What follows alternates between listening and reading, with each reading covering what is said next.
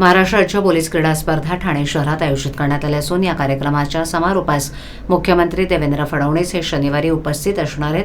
तर या स्पर्धेचं उद्घाटन गुरुवारी 27 फेब्रुवारीला उपमुख्यमंत्री एकनाथ शिंदे यांच्या हस्ते होणार आहे, असं ठाणे पोलीस आयुक्त आशुतोष डोंबरे यांनी सांगितलं। ठाण्यात सोमवारी घेण्यात आलेल्या पत्रकार परिषदेत डोंबरे बोलत होते।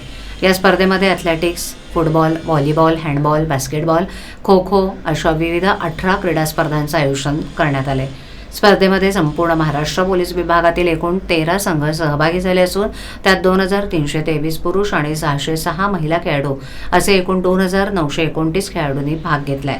स्पर्धेसाठी आलेल्या सर्व खेळाडूंची घोडबंदर येथील MMRDAच्या क्वार्टर्स येथे राहण्याची आणि जेवणाची व्यवस्था करण्यात आली आहे। स्पर्धकांना स्पर्धेच्या ठिकाणी ने-आण करण्यासाठी वाहनांची देखील व्यवस्था करण्यात आली आहे। स्पर्धेचे साखळी सामने 22 फेब्रुवारीपासून सुरू झालेत। 1 मार्च शनिवारी या स्पर्धेचा समारोप होणार आहे। या समारोपाला मुख्यमंत्री देवेंद्र फडणवीस यांच्यासह पोलीस महासंचालक रश्मी शुक्ला उपस्थित राहणार आहेत।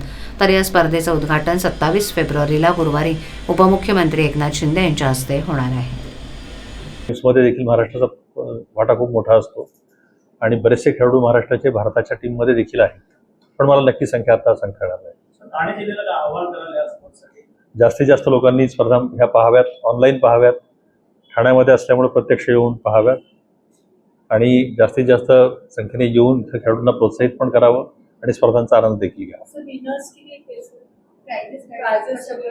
प्राइजेस एक त्या ट्रॉफी असतात, त्यामुळे काही कॅश प्राईज वगैरे असं नसतं, परंतु अत्यंत आमच्याकडे दृष्टीने सन्मानाच्या असतात।